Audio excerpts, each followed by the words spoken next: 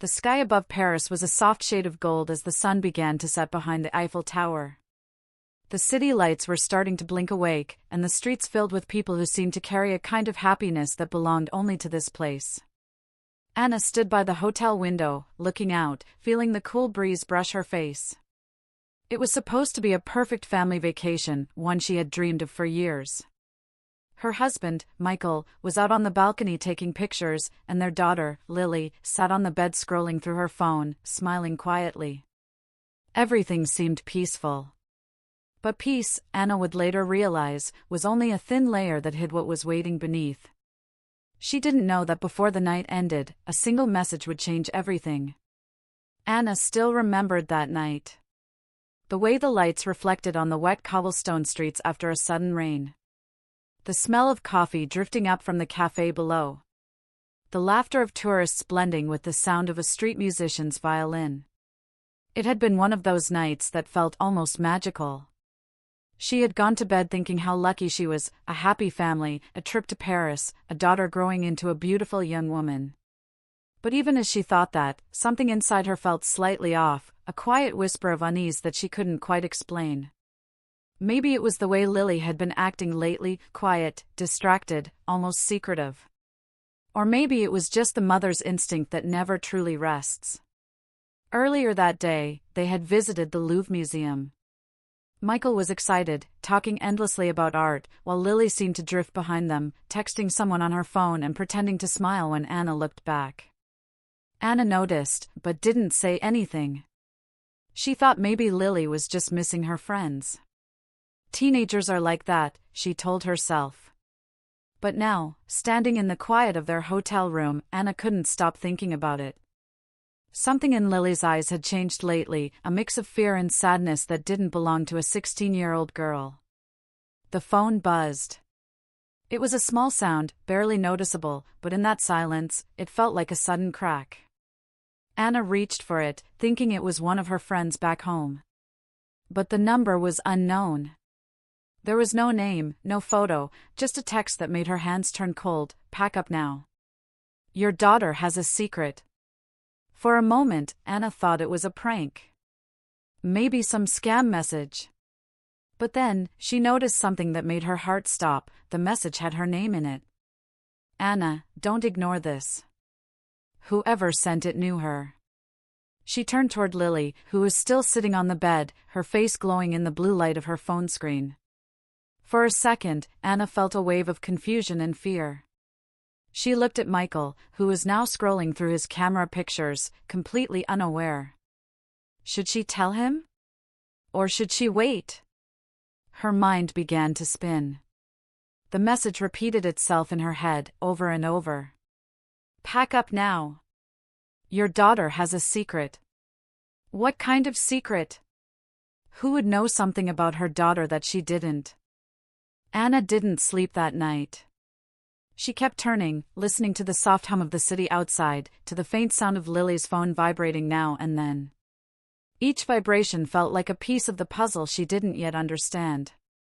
Around midnight, she got up and went to the bathroom, pretending to wash her face. But her mind was racing.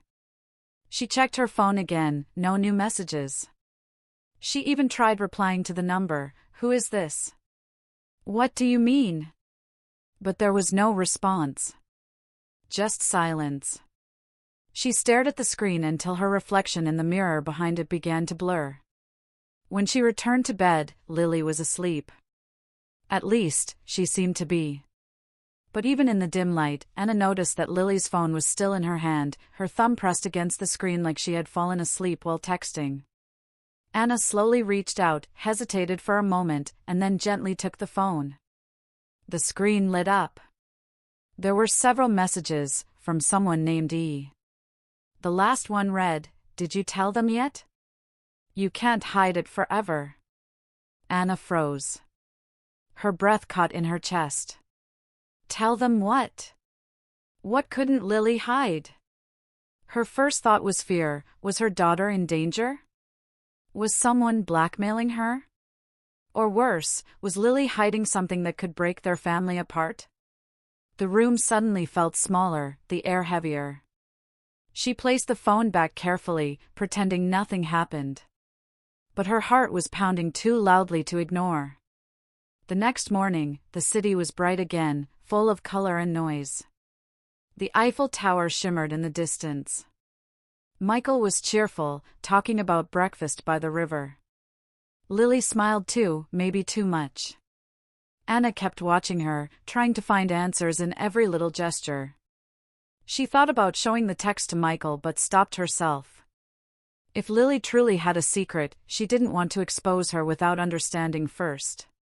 She decided to stay quiet, at least for now. But deep down, she already knew, the vacation was no longer about sightseeing. It was about finding the truth. They spent the morning walking through the narrow streets of Montmartre. Artists painted, couples laughed, and the smell of crepes filled the air. Everything looked normal. But Anna felt like she was walking through a dream, watching her own family from the outside. Every time Lily's phone buzzed, she felt a jolt. She started noticing small things, the way Lily hid her screen, how she stepped away to take calls, how she seemed lost in thought. Once, when Anna caught her whispering near a souvenir shop, Lily jumped and pretended to be talking to a friend. But Anna saw the tremble in her voice. That night, they went for dinner near the River Seine. The soft light reflected on the water, and music floated from a nearby cafe. It should have been beautiful, romantic, peaceful, but Anna couldn't enjoy it. She kept thinking about that unknown message. Who had sent it? And why? Was it someone from Lily's school? A stranger she met online? Or was it someone here, in Paris, watching them? The thought made Anna's skin crawl. She glanced around the restaurant, scanning faces, trying to see if anyone was watching them.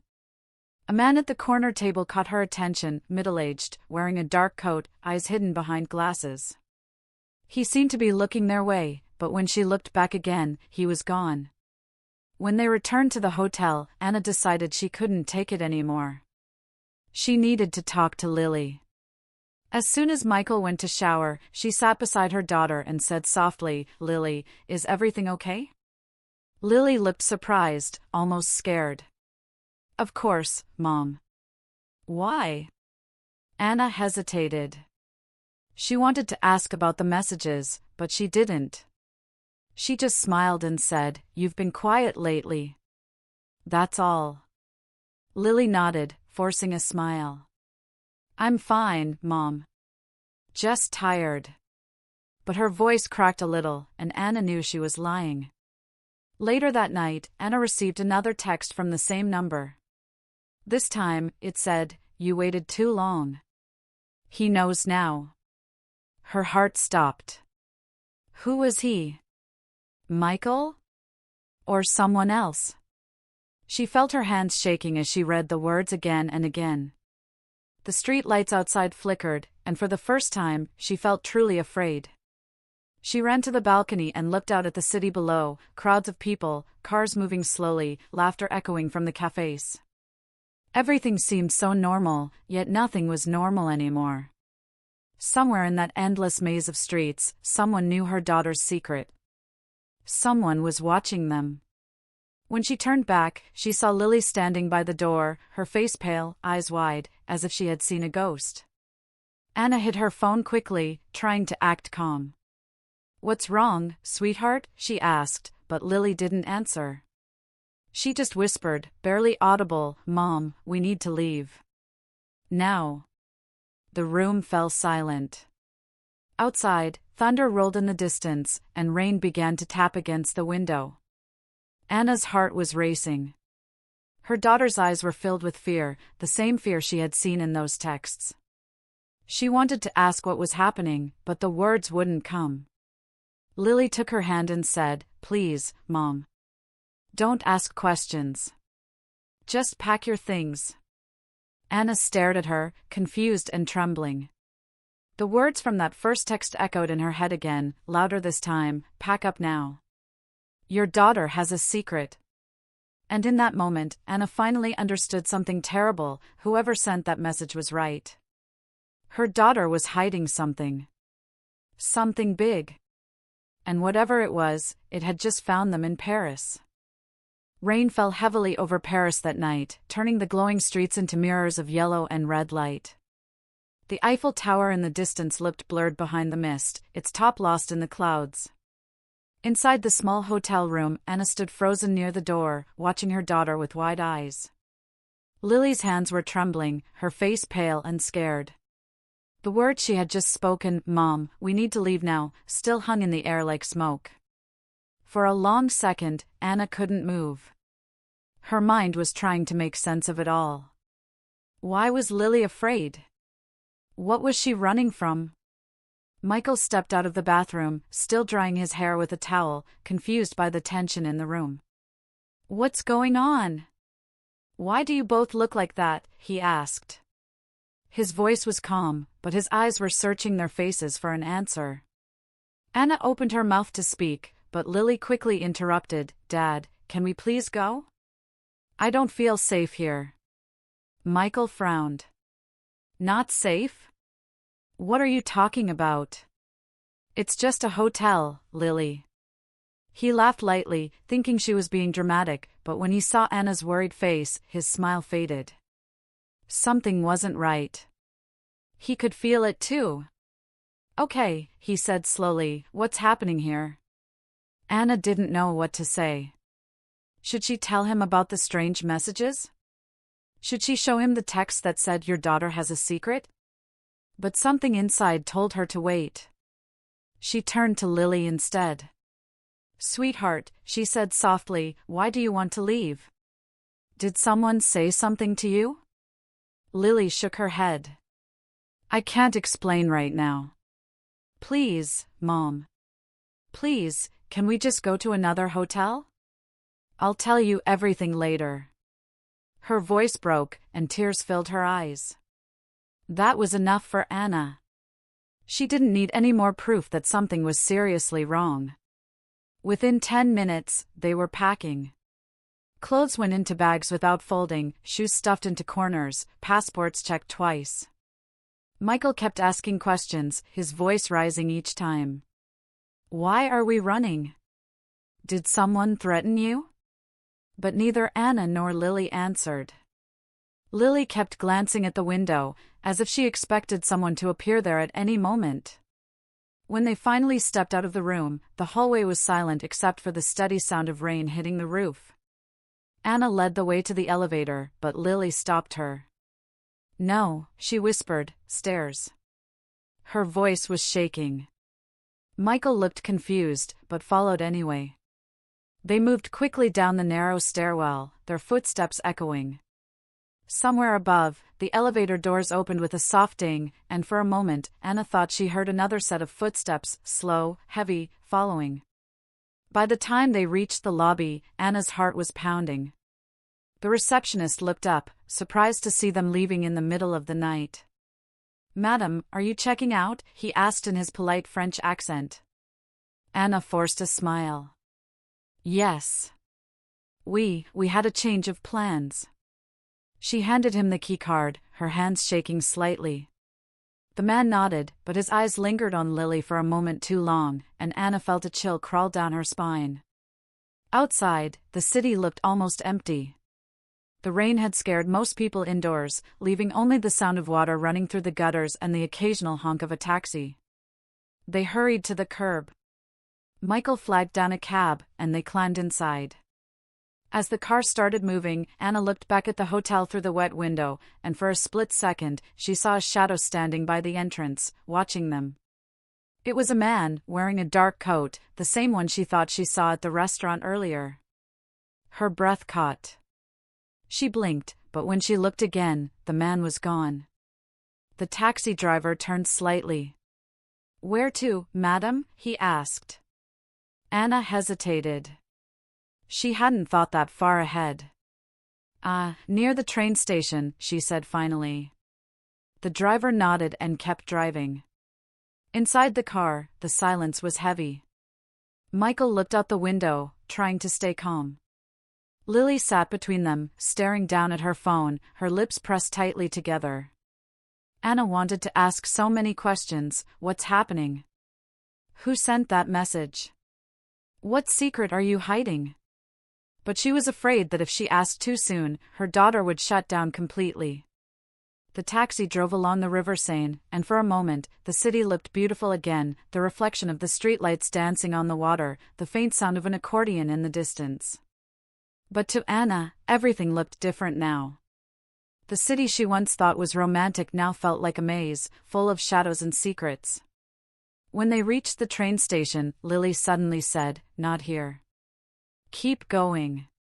Her voice was quiet but urgent. The driver looked confused but did as she said. Michael turned sharply. "Lily, enough. What's going on? Who are you afraid of?" Lily turned her face away, tears glistening in her eyes. "Please, Dad. Just trust me." Anna touched Michael's arm gently. "Let's just listen to her for now," she whispered. He nodded reluctantly. After about 15 more minutes, Lily finally said, "Stop here."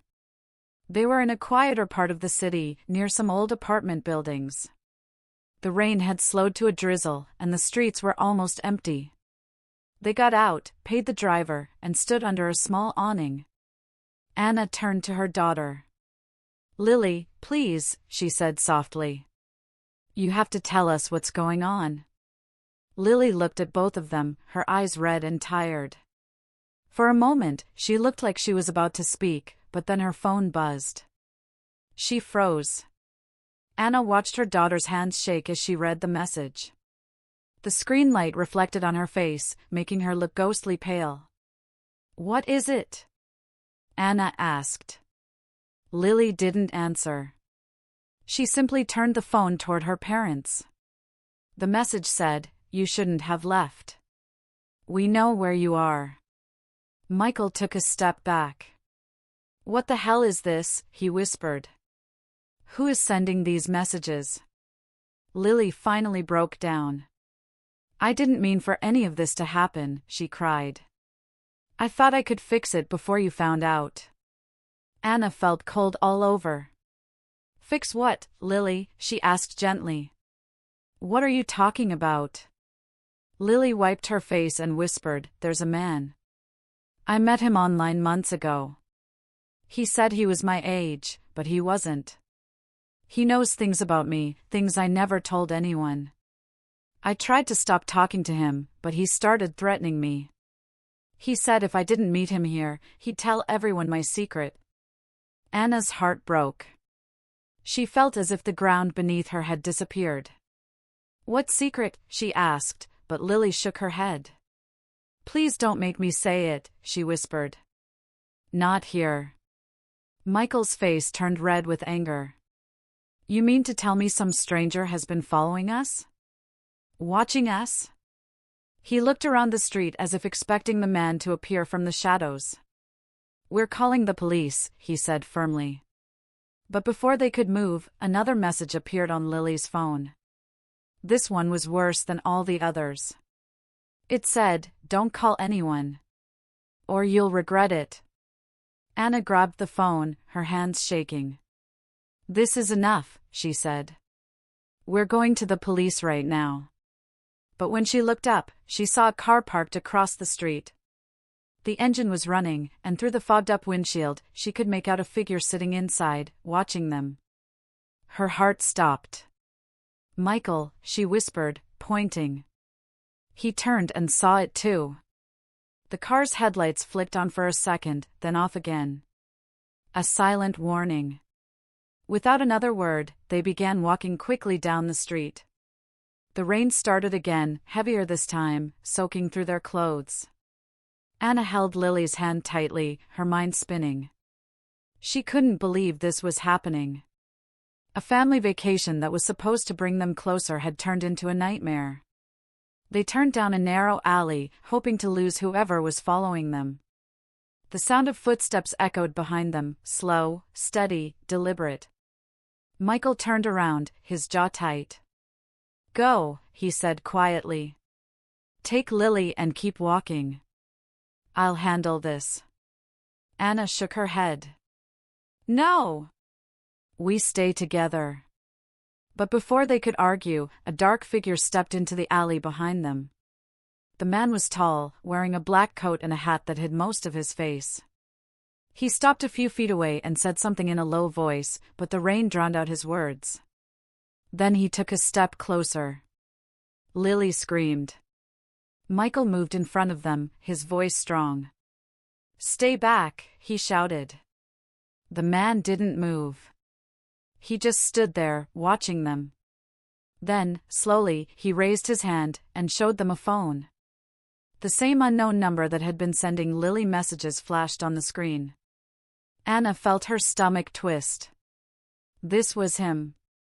The one who had been haunting their trip from the shadows. But before anyone could say a word, the man turned and ran down the alley, disappearing into the dark streets of Paris. Michael started after him, but Anna grabbed his arm. "No! It's not safe." They stood there in the rain, shaking, the sound of sirens faint in the distance. Lily was crying uncontrollably now, whispering, "I'm sorry, Mom. I didn't mean for this to happen. I just wanted him to stop." Anna pulled her into her arms, holding her close, but her mind was racing. If this man had been following them, watching them, then he knew everything, their hotel, their movements, even their plans to leave. He was always one step ahead.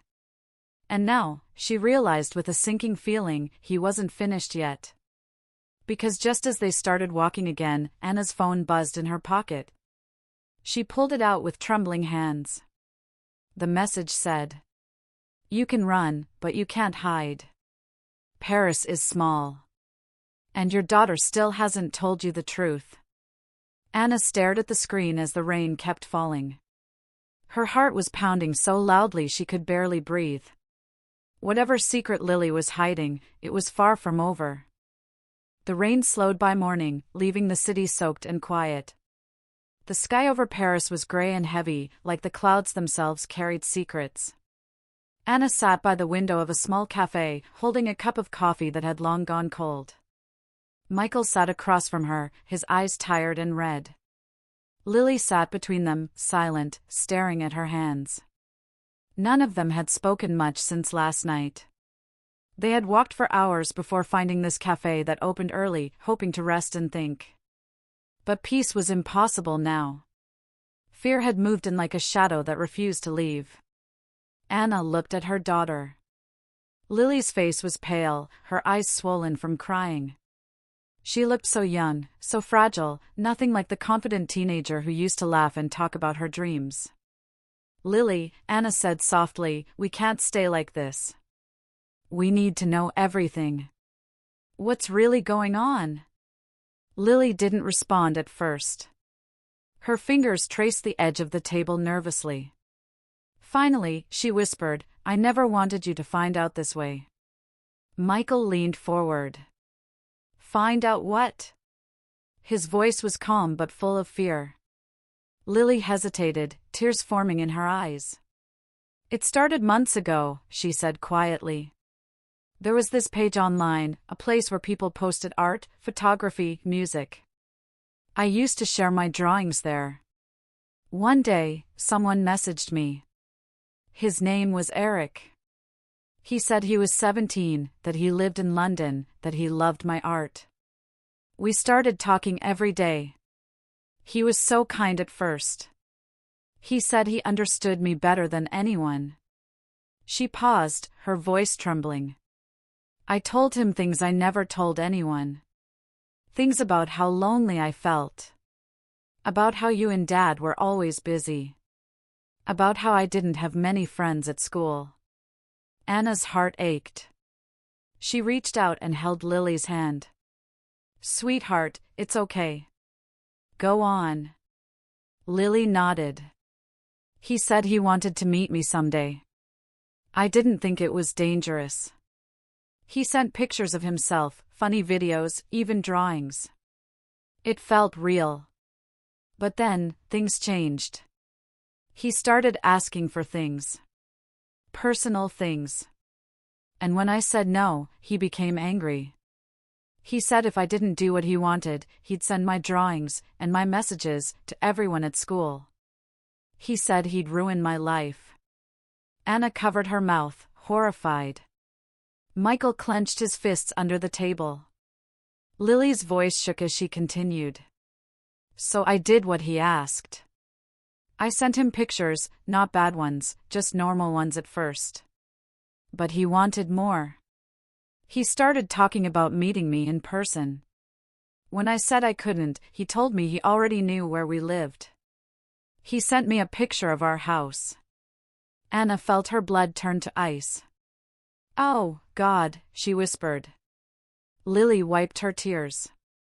I blocked him, but he found me again. He said he'd find me no matter what. When we came to Paris, I thought maybe I could finally get away from it all. But then I started getting messages again. From a new number. At first, I ignored them. But last night, he said he was here. That he was watching us. Michael stood up suddenly, his chair scraping the floor. That's it, he said firmly. We're going to the police right now. But before they could move, Lily's phone buzzed again. Anna's heart stopped. The message said, I see you. Don't talk to anyone. Lily gasped and dropped the phone. Anna quickly picked it up, but there was no location, no clue, just those 4 words. Michael's face turned red with anger. He's not getting away with this, he said. He grabbed his jacket and stormed outside. Anna followed, holding Lily's hand tightly. The street was crowded now, people walking with umbrellas, buses honking, life going on as if nothing terrible was happening. But for them, the city had turned into a trap. They found a police station a few blocks away. Inside, the air smelled of coffee and paper. A tall officer with kind eyes listened patiently as they explained everything. Anna showed him the messages, the strange number, even the photo Lily received. The officer nodded and said they'd try to trace the number. But, he added, if the man is careful, he could be using a temporary phone. It might take time. Anna felt helpless. Time was exactly what they didn't have. The officer took Lily's phone to make copies of the messages. When he returned it, he said something that made Anna's stomach twist. You should stay somewhere safe tonight. Don't go back to the hotel. Whoever this is, he seems to know where you are. They thanked him and left. Michael suggested they take a train out of Paris, maybe to Lyon or Marseille, somewhere far. Anna agreed. They bought tickets for an afternoon train and waited at the station, sitting close together. The platform was busy, full of tourists and families. It almost made Anna feel normal again, until she noticed a man standing near the far end, wearing a black coat and sunglasses. He wasn't moving, just watching. Michael, she whispered, look. Michael turned and froze. That's him, he said quietly. Lily looked too, her face draining of color. Oh no, that's him, she whispered.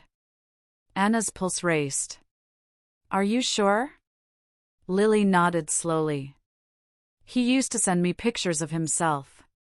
That's him. The man took a step forward. Anna's hands started shaking. We need to go, she said. Michael nodded and grabbed their bags. They pushed through the crowd, trying to lose sight of the man, but every time Anna looked back, he was still there, following at a steady pace, never rushing, never far behind. They finally boarded the train and found seats near the back. The doors closed. The sound of the engine hummed through the air. For the first time all day, Anna let out a shaky breath. Maybe now they were safe. But then, as the train began to move, Lily's phone buzzed again. Nice choice of train. See you soon. Anna felt sick. She looked out the window, and there he was. The man in the black coat stood on the platform, watching their train pull away, a faint smile on his face. Michael, Anna whispered, he knew. He knew we'd take this train. Michael clenched his jaw. He's tracking her somehow. Maybe through her phone. Anna grabbed Lily's phone and turned it off immediately. Her hands were trembling so badly she could barely hold it. Lily was crying again, whispering, "I'm sorry, Mom. I should have told you sooner. I didn't know what to do." Anna held her close. "It's okay, sweetheart. We'll fix this. You're safe now." But she didn't believe her own words. The train sped through the countryside, the landscape passing by in a blur of green and gray. Anna tried to calm herself, but every sound, every footstep, every creak of the train made her jump. She kept glancing around at the other passengers. Most were families, tourists, people reading or sleeping. Nothing looked suspicious. But then, near the end of the carriage, she saw something that made her heart drop, a phone screen flashing with the same message tone Lily's phone had. She couldn't see who was holding it. The person's face was hidden behind a newspaper. Anna leaned closer to Michael and whispered, "I think he's on the train." Michael turned, his eyes narrowing. "Stay calm," he said. "We'll get off at the next stop." But before they could stand, the lights in the carriage flickered, and the train began to slow. The speaker above crackled, "Attention passengers, we will be stopping briefly due to a signal issue ahead." The train came to a stop in the middle of nowhere, fields stretching out on both sides, gray sky pressing down. The passengers groaned, annoyed, but Anna felt pure terror. The door at the far end opened. Someone stepped inside, wearing a dark coat, moving slowly between the seats. Lily grabbed her mother's arm. "Mom," she whispered, "it's him." Anna's breath caught. The man was walking toward them. Michael stood, ready to protect his family, his fists clenched. The man stopped a few feet away. Then he smiled, calm, confident. "Lily," he said softly, "you shouldn't have run." Lily gasped.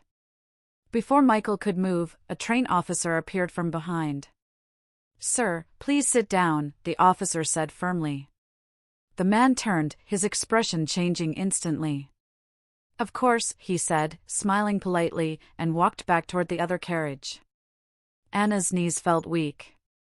The officer looked at them with concern. "Is everything all right?" he asked. Michael nodded quickly. "Yes. Thank you." As soon as the officer left, Anna whispered, "We have to get off this train. Now." When the train finally reached the next small station, they grabbed their bags and hurried out. The platform was empty except for a few travelers. The air was cold and smelled of wet earth. They ran toward the exit, looking around desperately for a taxi, but there were none. Lily clung to her mother. "What if he's still on the train?" she asked in a trembling voice. Anna hugged her tightly. "Then we'll go somewhere he can't find us," she said. They walked down the quiet road, the sound of the departing train fading behind them. Fields stretched on both sides, and the nearest building looked miles away. Anna's mind raced. Where could they go? Who could they trust? She remembered the officer's words, "Stay somewhere safe tonight." But there was no safety left. Not here. Suddenly, Michael's phone rang. The number was unknown. He answered cautiously. "Hello?" There was silence. Then a low voice said, "You can't hide from the truth. Ask your daughter what she really did." Michael's face went pale. "Who is this?" he shouted, but the line went dead. Anna felt her stomach twist. She turned to Lily. "What does he mean, sweetheart? What did you do?" Lily's eyes filled with tears again. "I told you everything," she said weakly. "I swear." But her mother could see it, that tiny flicker of hesitation. The same flicker that said there was something more. Something Lily was still hiding. The wind howled across the empty road. The sky darkened again as rain began to fall. And far behind them, on the tracks, a dark figure stepped off the train, walking slowly in their direction. The wind blew harder as they walked along the empty road, their shoes splashing through puddles left by the rain. The sky had turned darker, heavy clouds rolling in like a storm was following them. Anna's heart was racing, every sound making her flinch. The train station behind them was fading into the distance, but the fear stayed close, a constant shadow that refused to disappear. Lily kept looking back every few seconds, her face pale and her hands trembling. Michael walked in front, trying to find a way out, his phone's flashlight cutting through the dim gray light. They were in the outskirts now, quiet roads, fields stretching endlessly on both sides, no sign of cars or houses.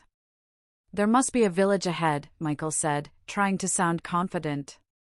But even he didn't believe his own words. The rain started again, soft at first, then heavier. Anna pulled her jacket around Lily, keeping her close. She could feel the girl's heartbeat pounding against her side, quick and terrified. "Mom," Lily whispered, "what if he finds us again?" Anna took a deep breath. "He won't," she said softly. "We'll be safe soon." But deep down, she wasn't sure. The man had known their hotel, their train, even their messages. Whoever he was, he seemed to be everywhere. They walked for almost an hour before they finally saw dim light in the distance, a small house near the edge of the fields. Relief washed over them. "There," Anna said, pointing. "Let's go." They hurried toward it, their clothes soaked, their bags heavy. The house was old, with wooden shutters and a narrow porch. A faint light glowed behind the curtains. Michael knocked on the door, once, twice. After a long pause, the door opened slightly. An old woman stood there, her gray hair tied in a bun, her face lined with age but kind. "Bonsoir," she said softly, her eyes studying them with curiosity. Anna quickly explained in simple words, they were travelers, their train had stopped, they needed a place to stay for the night. The woman looked hesitant but finally nodded. "Come in," she said. The house was small but warm. The smell of soup and wood filled the air. The woman, who introduced herself as Madame Colette, gave them towels and hot tea. "You can stay tonight," she said kindly. "In the guest room upstairs. Tomorrow, I can help you find a taxi." Anna thanked her, her voice shaking with exhaustion. For the first time in days, she felt a tiny bit of relief. They went upstairs to the small guest room, 2 beds, a lamp, and a small window overlooking the fields. Michael closed the curtains tightly. Lily sat on the bed, still holding her phone. It was off, but she kept it close, as if letting go of it would make things worse. Anna sat beside her. "Sweetheart," she said gently, "we need to talk." Lily looked down, silent. Anna took her hand. "That man, he said you didn't tell us the whole truth. Is there something else, something you're afraid to say?" Lily's lips trembled. She tried to speak, but her voice broke. Finally, she whispered, "It's not just about the pictures, Mom." Michael turned sharply. "What do you mean?" Lily took a shaky breath. "He made me do something. Something stupid. He said it was just a joke. He told me to get into your work email, Mom. He said he wanted to prove I could trust him. He told me exactly how to do it, what link to click, what to send him. I thought it was harmless. But then, a few days later, he said he had everything, all your files, your clients, your company information. He said if I told anyone, he'd send it all to your boss and ruin you." Anna stared at her, stunned. You gave him access to my email?" Tears rolled down Lily's cheeks. "I didn't mean to. I thought he just wanted to test me. I didn't know he was going to use it for something bad. He said he deleted it afterward, but I don't think he did. I think he's using it against us now." Michael ran his hands through his hair, pacing the room. "So this isn't just a random stalker," he said slowly. "He's blackmailing us. He wants something." Anna felt her chest tighten. Her company handled sensitive contracts, financial details, private clients. If this man really had her files, he could destroy her career. Lily, she said, her voice shaking, did he ever say what he wanted? Lily nodded weakly. He said he wanted me to meet him in Paris. He said if I didn't, he'd send everything. That's why he said he was here. He wanted to see me in person. Anna felt dizzy. All the pieces started to fit, the messages, the hotel, the man following them. He didn't just want to scare them, he wanted control. And now, he had it. Downstairs, they heard a creak, the sound of the front door opening. All three froze. Michael motioned for them to stay quiet. He stepped to the window and peeked through a crack in the curtain. A car had pulled up outside. Its headlights were off. Anna's heart began to race again. Do you think it's him? She whispered. Michael didn't answer. They heard footsteps, slow, heavy, coming up the porch. Madame Colette's voice called out faintly from below, "Who is it?" Then silence. A second later, the lights flickered. Lily grabbed Anna's arm. "Mom!" Then came a sound, a loud bang, like the front door being kicked open. Madame Colette screamed. Michael moved fast. "Stay here," he whispered, but Anna grabbed his arm. "No, don't go alone." They heard footsteps downstairs, drawers opening, things being thrown. Someone was searching the house. Anna's mind was spinning. How did he find them here? How could he possibly know where they were? Then she remembered Lily's phone. Even if it was turned off, maybe he had something else. Some way to track them. The noise downstairs grew louder. Michael looked around desperately, then pointed to the closet. "Hide," he said. "Now." They ran into the small closet, closing the door quietly. Inside, it was dark, the air heavy with the smell of old wood and dust. Anna held Lily tightly, feeling her daughter shake in her arms. Michael stood close to the door, ready to protect them if needed. Footsteps creaked on the stairs. Slow. Careful. Each one closer than the last. The sound of the floorboards groaning filled the silence. Anna covered Lily's mouth gently to keep her quiet. They could hear breathing now, deep, steady, right outside the door. Then, the door handle moved. Anna's heart stopped. But before it could open, a voice shouted from downstairs, a man's voice, deep and angry. "Police! Drop it!" There was a scuffle, loud footsteps, something crashing. Then silence. They stayed frozen for a few seconds before Michael slowly opened the closet door. The hallway was empty. They ran downstairs. 2 police officers were there, holding a man on the floor. It was him, the man in the black coat. His face was no longer calm. He looked furious, wild, his eyes burning with hate. Madame Colette stood in the corner, shaking but unharmed. One of the officers explained that she had called the police the moment she saw the strange car outside. They had arrived just in time. Anna could barely breathe. The officer led the man away, handcuffed. As they passed, the man turned his head toward Lily and smiled coldly. "It's not over," he whispered. Lily burst into tears. Anna held her tightly, whispering, "It's over now. He's gone." But her words felt fragile, uncertain. After giving their statements, the police took the man away. They told Anna and Michael that he was wanted in several countries for online fraud and blackmail. His real name wasn't Eric, it was Laurent Mercier. He had a history of targeting young girls online, gaining their trust, then using them to get access to families, money, or information. When the police left, silence filled the house. The rain had stopped. The only sound was the ticking of an old clock on the wall. Lily sat by the fire, staring at the flames. Her eyes were empty, exhausted. Anna sat beside her. "It's going to be okay now," she said softly. "He can't hurt you anymore." But Lily didn't answer. She just whispered, he said he wasn't alone. Anna frowned. What do you mean?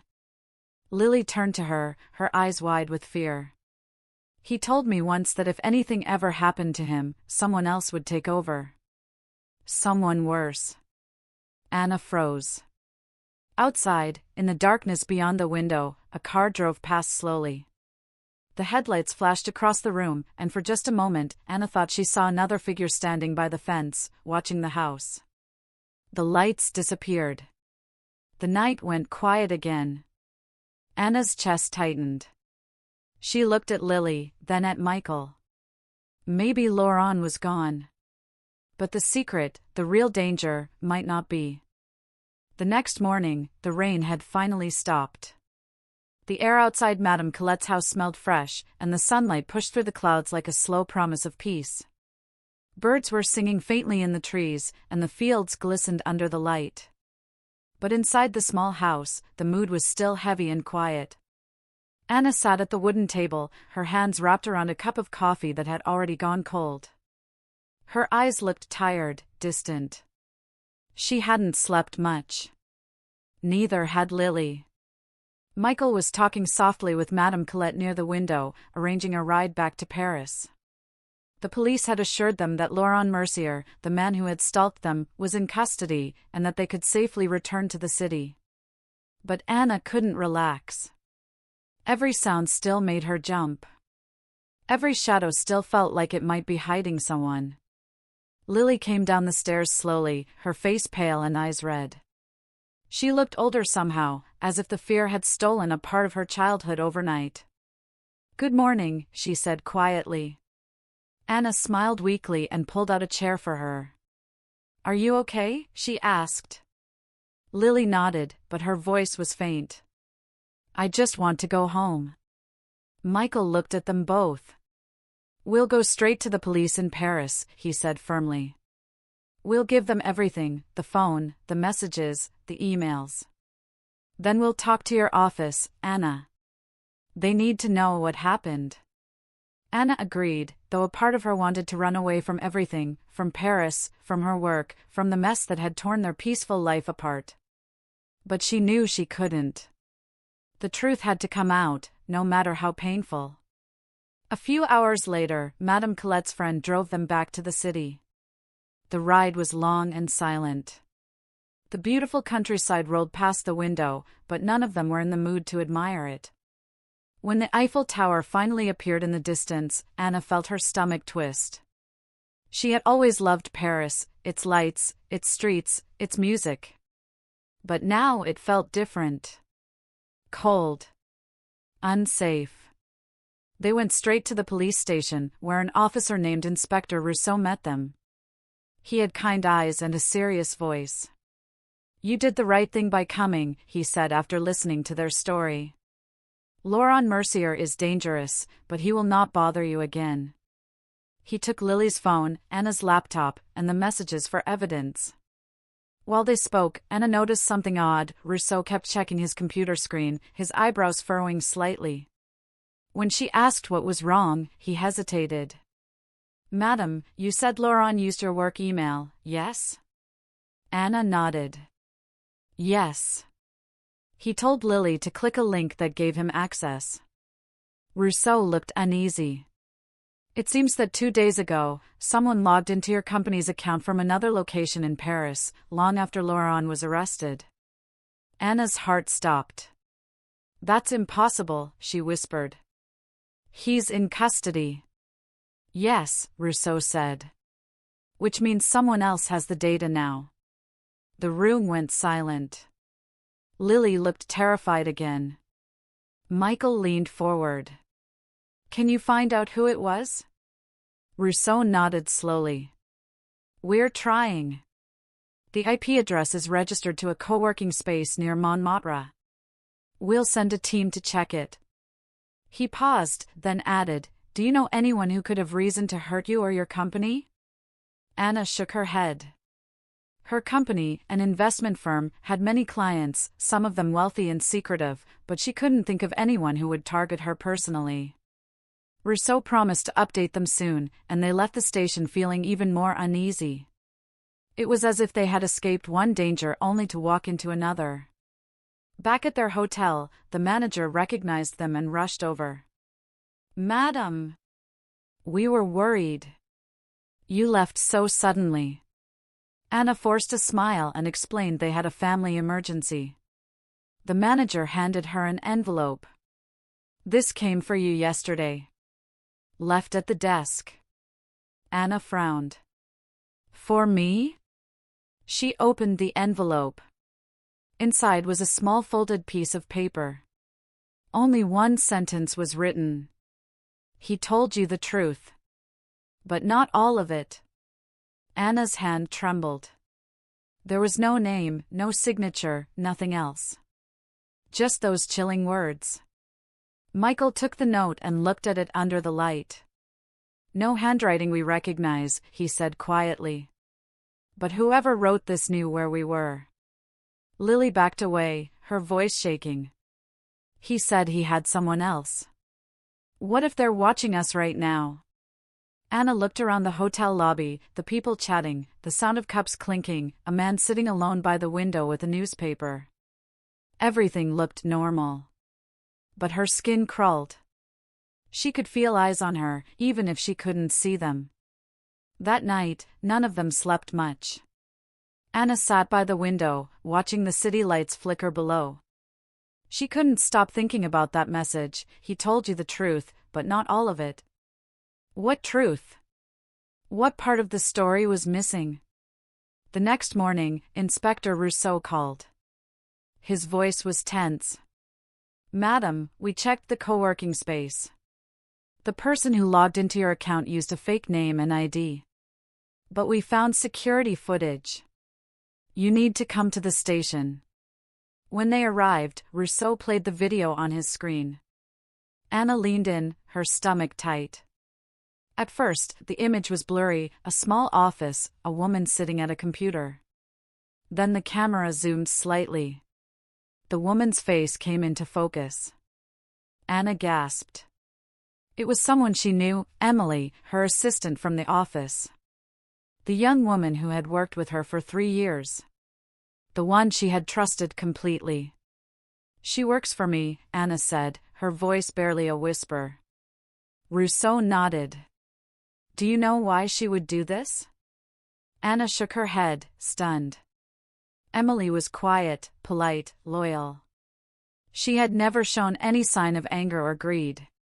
"This doesn't make sense," Anna said. "She doesn't even have access to those files without my password."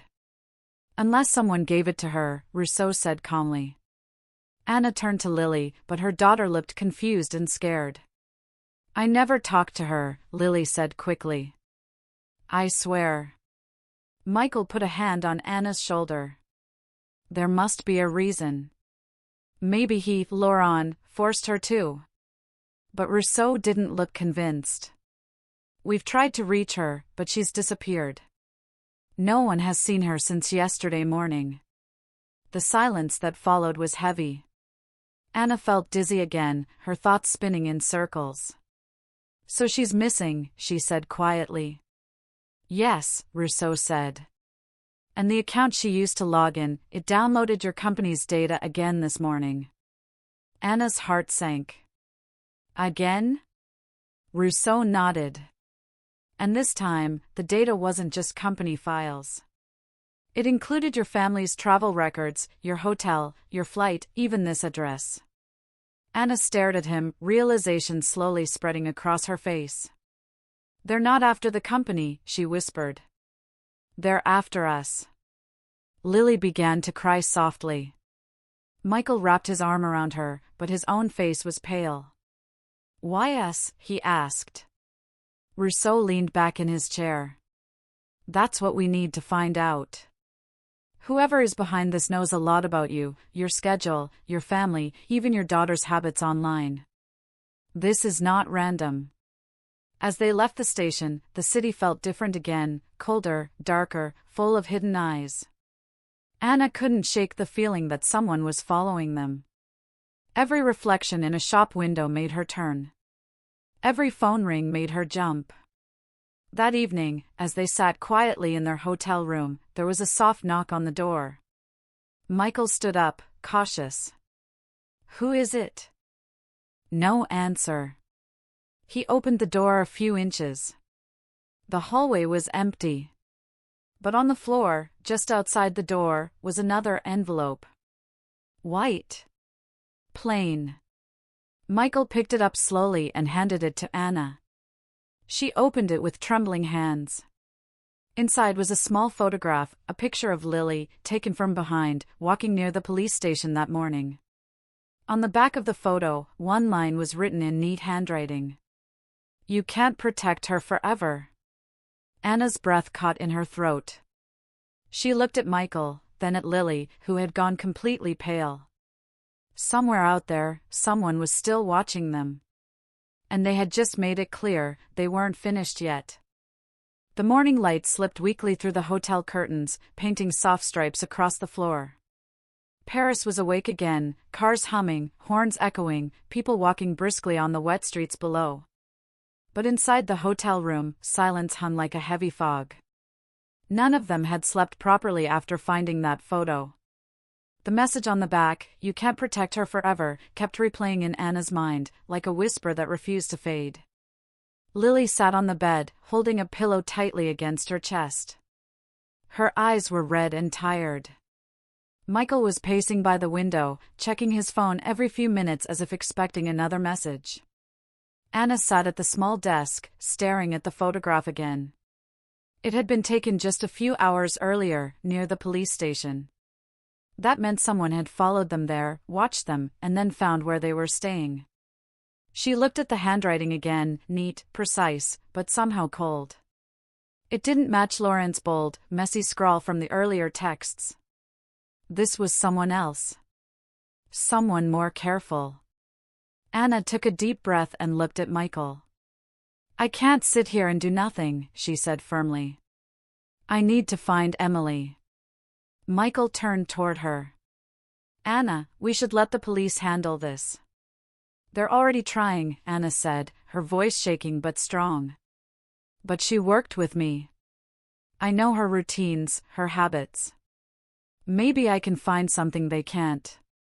Lily looked up. "What if it's dangerous?" Anna forced a small smile. "Everything has been dangerous lately. But we can't just hide forever." After breakfast, Anna left the hotel alone, despite Michael's protests. She told him she would go straight to her office. It was in the business district, about 30 minutes away, and she would check if Emily had contacted anyone or left something behind. Michael didn't like the idea, but he knew Anna's stubbornness. She was determined when it came to her family. As she walked through the city, the world looked both familiar and strange. The cafes, the perfume shops, the small street markets, everything felt normal, but her heart knew it wasn't. Every reflection in a window, every stranger who glanced her way made her nervous. Still, she kept walking until she reached the tall glass building where she worked. The security guard at the entrance recognized her immediately. "Madam Anna. You are back early." She smiled faintly. "Just for a short visit. Has Emily been here lately?" The guard frowned. "No, not since last week." But, he hesitated. "Someone came asking about her yesterday. A man. Said he was a family friend." Anna's stomach tightened. "Did he leave a name?" "No, but he had an accent, maybe British." He looked nervous. She thanked the guard and went upstairs. The office was quiet, most people were still working from home that week. Her desk looked untouched, neat as always. Emily's desk was beside hers, a small corner decorated with photos, sticky notes, and a tiny Eiffel Tower souvenir. Anna sat down and opened Emily's drawer. Inside, there were a few pens, an old notebook, and a folded envelope marked 4A. Her heart skipped. She opened it quickly. Inside was a letter, handwritten in the same neat style as the message left at their hotel. "Anna. I'm sorry for everything. I didn't mean for this to go so far. I was forced to do it. He knew about my brother, about what happened last year.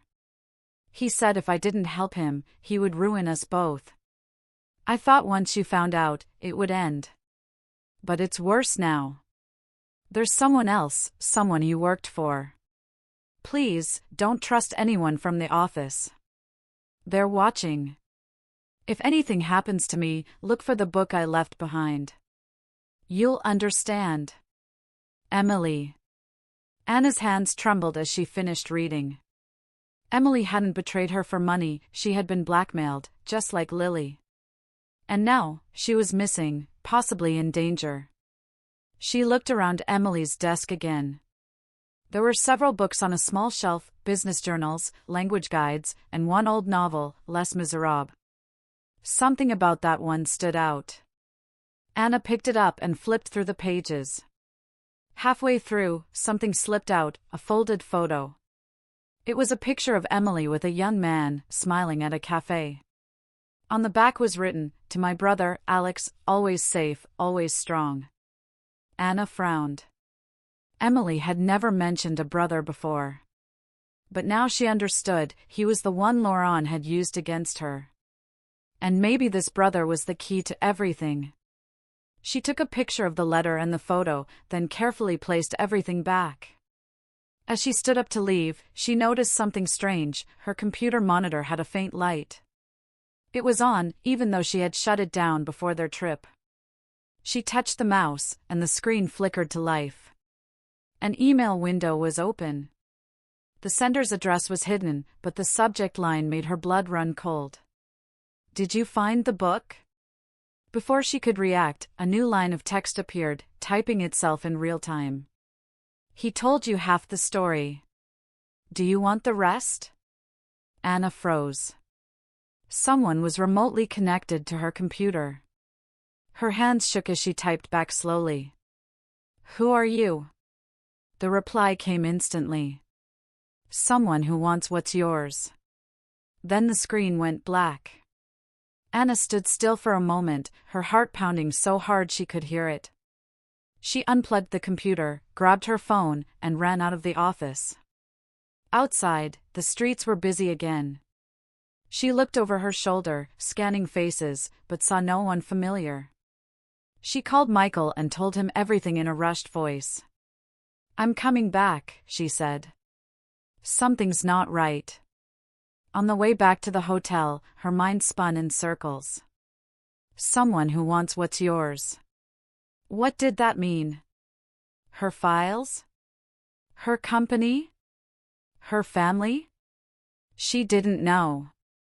When she reached the hotel, Michael and Lily were waiting in the lobby.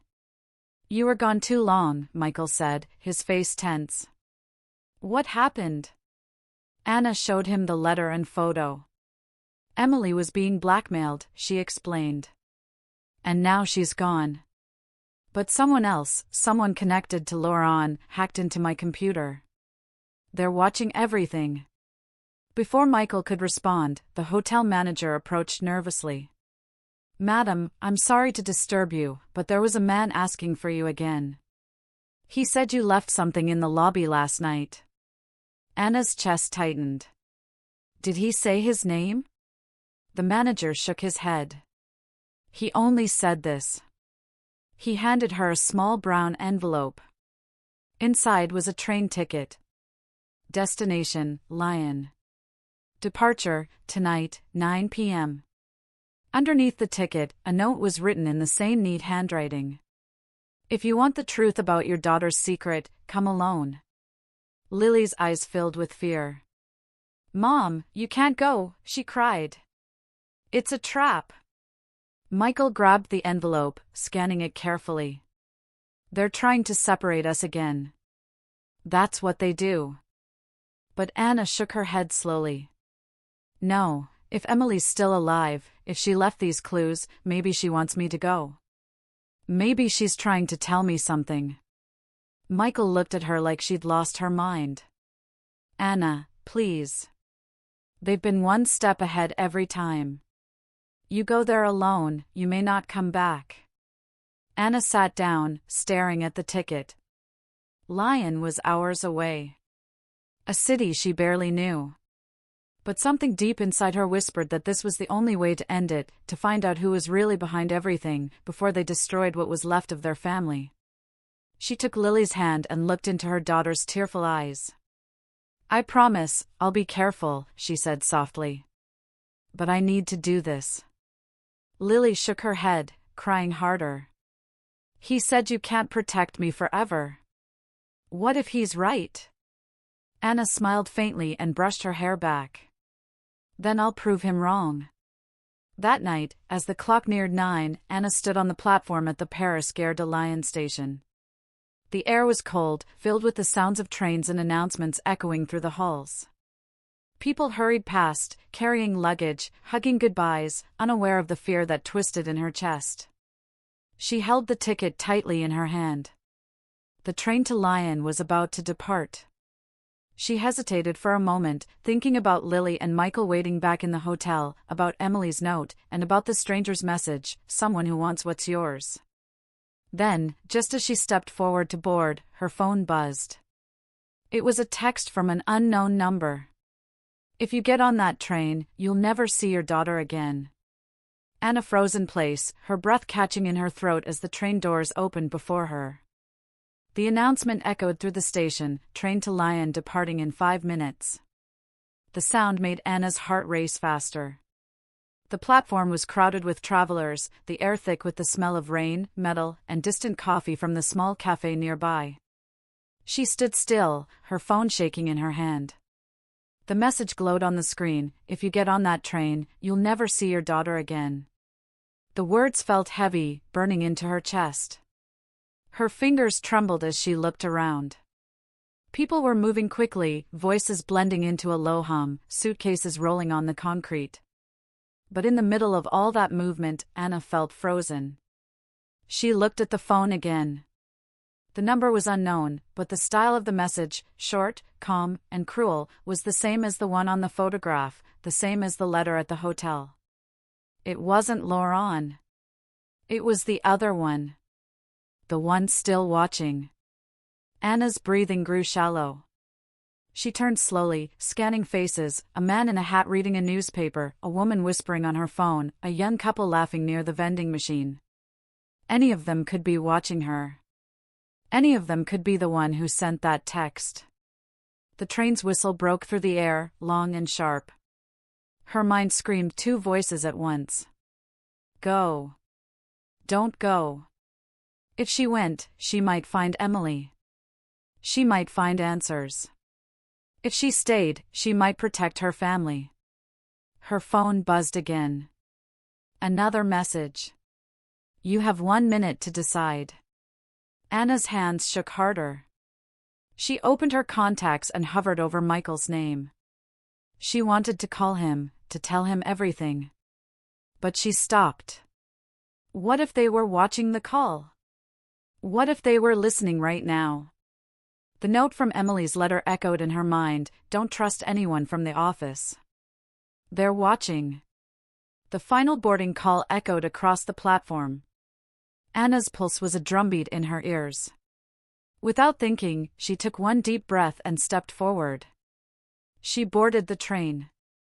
Inside, the compartment was half full, quiet, the faint hum of the engine mixing with the rhythm of rain against the windows. Anna found a seat near the back and sat down, her hands clutching her bag tightly. She looked out the window, her reflection pale and frightened. As the train began to move, Paris slowly faded behind her, swallowed by fog and distance. Her phone buzzed again. You made your choice. She stared at the message, feeling a wave of regret wash over her. What if this really was a trap? What if Lily was in danger right now? Her chest tightened. She opened her phone and quickly texted Michael. I'm on the train to Lyon. Don't panic. Stay with Lily. I'll explain soon. No reply came. The signal bars at the top of her screen flickered, then disappeared. No network. The train sped through the countryside, the landscape blurring into shades of gray and green. The rhythmic sound of the wheels on the tracks filled the silence. Across from her sat an old man reading a newspaper. A few seats down, a young woman stared at her laptop. Everything looked normal, but Anna couldn't shake the feeling that someone was watching her. After an hour, the conductor walked by, checking tickets. When he stopped at Anna's seat, she handed hers over with a nervous smile. "Merci," he said softly, stamping it and moving on. As he walked away, she noticed a small folded piece of paper fall from his sleeve and land on the floor beside her bag. Her heart skipped. She bent down slowly and picked it up. On the paper, in the same neat handwriting as before, were 3 words. "Don't trust her." Anna looked up immediately, scanning the compartment. The young woman with the laptop caught her eye, short hair, a calm face, but her gaze seemed sharp, almost too focused. When Anna noticed her, the woman smiled slightly, as if she knew something Anna didn't. Then she looked away. The train continued to rush through the rain. Anna sat frozen, gripping the note. Who was her? The woman with the laptop? Someone waiting in line? Or someone else entirely?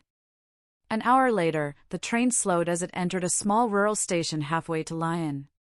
The lights flickered once, then went out for a brief second. When they came back, Anna's phone vibrated again, even though the signal had been gone. A new message appeared. "Get off now if you want to live." Her breath caught. She looked out the window. The station was almost empty, just a few passengers on the platform and a single cafe with its lights dimmed. The doors opened with a hiss. People got on and off. The young woman with the laptop stood up too. She reached for her bag and turned toward Anna. "Are you getting off here?" she asked in a calm, almost gentle voice. Anna hesitated. "No. I don't think so." The woman smiled faintly. "Maybe you should." Before Anna could respond, the woman stepped off the train, but as she did, she slipped a small object onto Anna's seat. A USB drive. Then the doors closed, and the train began to move again. Anna stared at the USB.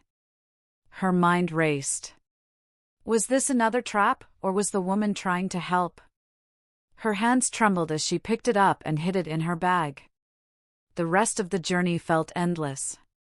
When the train finally reached Lyon, it was already dark. The city lights shimmered through the mist, reflections dancing on the wet pavement. Anna stepped onto the platform, her heart pounding. The crowd moved around her like a river, but she stood still, trying to spot anyone waiting. Then she saw her. At the far end of the platform, standing near a pillar, was Emily. Her hair was tied back, her coat long and dark. She looked thinner, her eyes tired, but it was her, no doubt. Anna's breath caught as she hurried forward. "Emily," she called out. Emily turned sharply. For a second, fear flashed across her face. "Anna? What are you doing here?" "You sent the letter. You told me to find the book," Anna said, out of breath. "What's going on? Who's doing this to us?" Emily looked around nervously. "You shouldn't have come. It's not safe here." "Then tell me what's happening," Anna said firmly. "You owe me that." Emily's eyes filled with tears. "They're watching everything. It's not just Laurent. He was working for someone else, someone who knows about your work, your company, even your family. They wanted access to your clients' accounts, and when he couldn't get it, they used me." Anna's heart pounded. "Who are they?" Before Emily could answer, her phone buzzed. She looked down, her face turned pale. "They know you're here," she whispered. "We have to go." She grabbed Anna's hand, pulling her toward the exit. They ran through the crowd, out into the rain-soaked streets of Lyon. The air smelled like smoke and wet asphalt.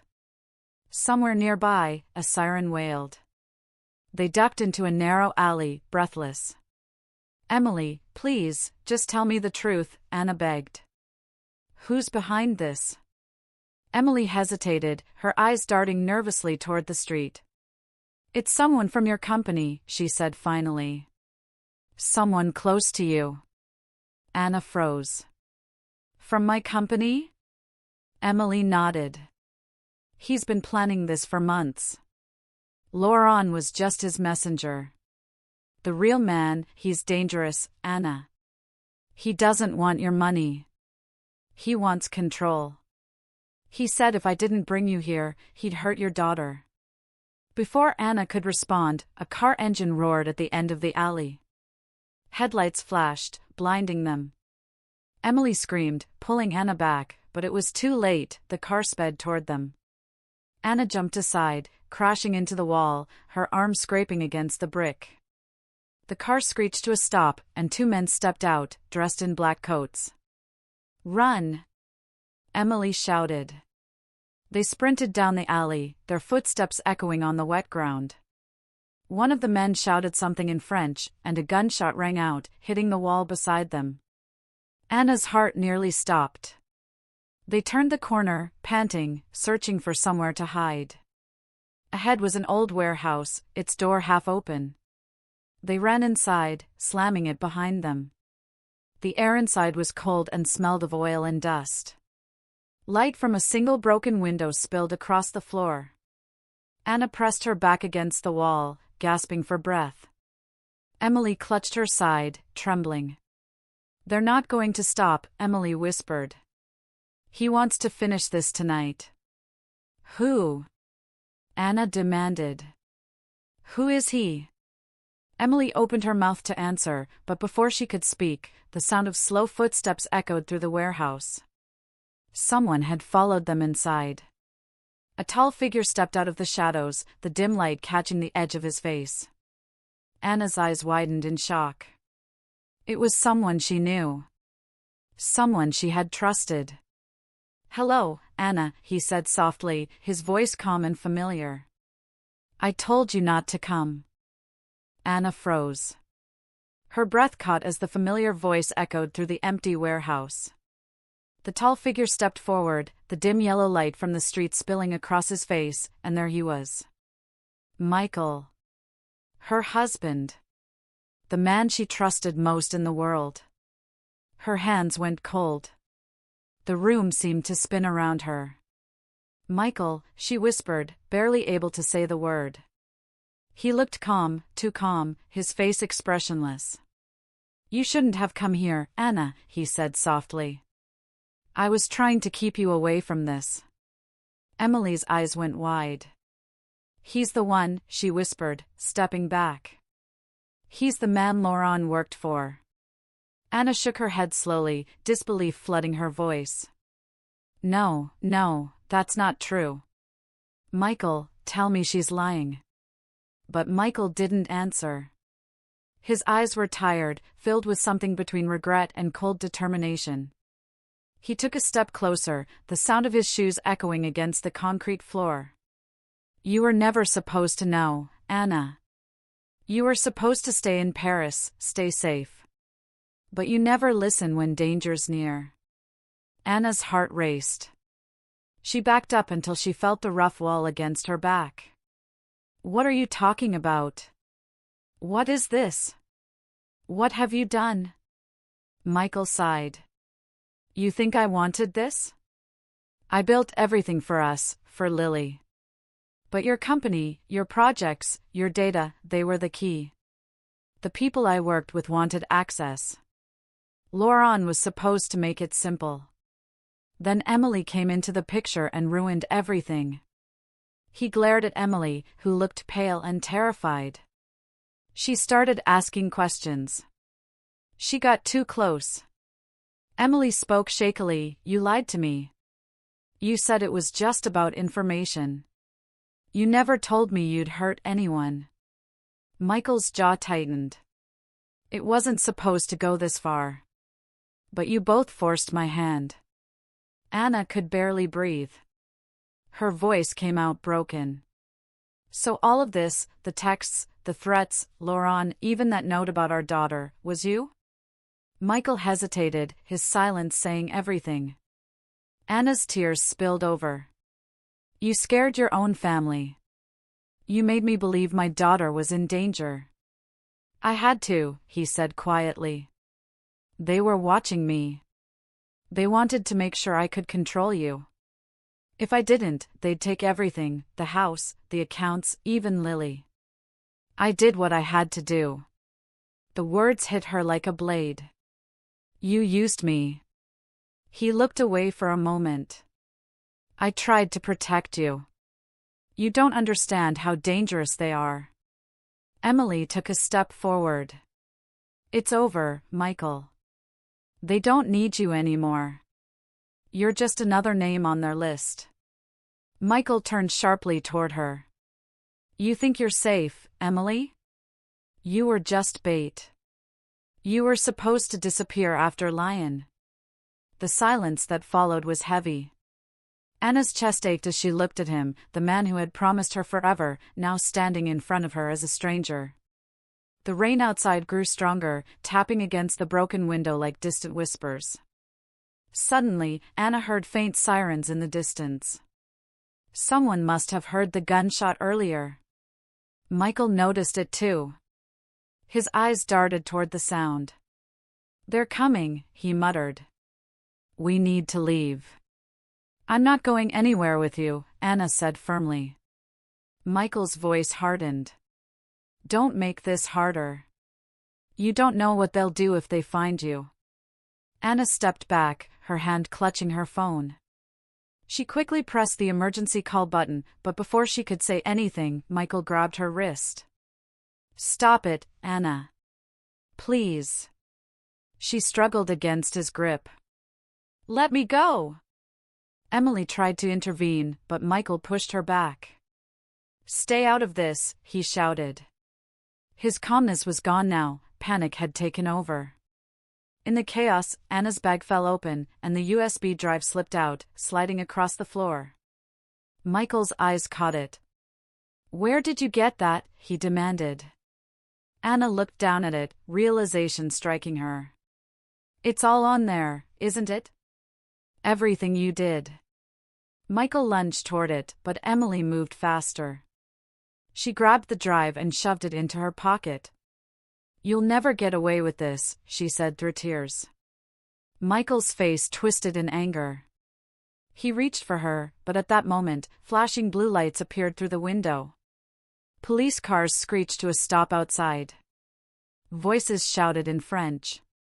Police! Stay where you are! Michael froze. For the first time, fear flickered in his eyes. He turned toward Anna, his voice breaking. I didn't want to lose you. I just wanted to fix everything. Anna's voice trembled, full of sorrow and disbelief. You already lost me. Before Michael could respond, the warehouse doors burst open. Officers flooded in, their flashlights cutting through the darkness. Hands up, one of them yelled.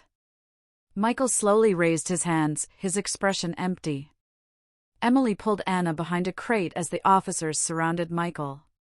The sound of rain mixed with the shouts and heavy footsteps. Anna's heart pounded as she watched the man she once loved being led away in handcuffs. When it was finally quiet again, Emily turned to her. It's over, she whispered. Anna nodded weakly, though deep inside, it didn't feel over. It felt broken, a story that had lost its meaning. Hours later, at the police station, Anna sat in a small room with a cup of cold coffee. The USB drive was now in the hands of the officers. They told her it contained detailed plans, records of payments, false accounts, and blackmail messages. It was proof enough to bring down the people behind everything. Emily sat across from her, exhausted. I'm sorry, she said softly. I never wanted to drag you into this. I just wanted to stop them. Anna looked at her, her eyes tired but kind. You helped me see the truth. That's what matters. When the police finally let them go, it was dawn. The rain had stopped, and the first light of morning touched the quiet streets. The city looked peaceful again, as if it had washed away the night's darkness. Anna stood on the sidewalk, breathing in the cool air. For the first time in days, she felt free. Broken, but free. Her phone buzzed. It was a message from Lily. "Mom, are you okay?" "I saw the news." "Dad. I can't believe it." Anna's throat tightened. She typed back slowly. "I'm okay, sweetheart. Come home. We'll be all right." She slipped the phone back into her pocket and looked at Emily. "Where will you go now?" Emily smiled faintly. "Somewhere quiet. Maybe Italy. I heard it's beautiful this time of year." Anna managed a small smile. "Take care of yourself." Emily nodded, then walked away, disappearing into the soft golden light of morning. Anna watched her go, then turned toward the river. The sun reflected off the water, warm and gentle. She closed her eyes, remembering the words that had started it all. "Pack up now. Your daughter has a secret." That message had torn her world apart, but it had also revealed the truth she needed to see. Sometimes the biggest secrets are not about others, they're about the people we think we know best. As she walked toward the station to head back home, she thought of Lily, of the life they would have to rebuild. It would take time, but she had hope again. When she reached the train platform, a little boy nearby was laughing with his mother, holding a red balloon. The sight made Anna smile faintly. Life, even after all the darkness, kept moving forward. She looked at the rising sun, whispered softly to herself, "It's finally over." And as the train began to move, carrying her away from the city that had nearly destroyed her, she knew that she wasn't running anymore, she was finally free. If you enjoyed this story, please like, subscribe, and share your thoughts in the comments. Every story I tell comes from the heart, full of mystery, emotion, and truth. Thank you for listening.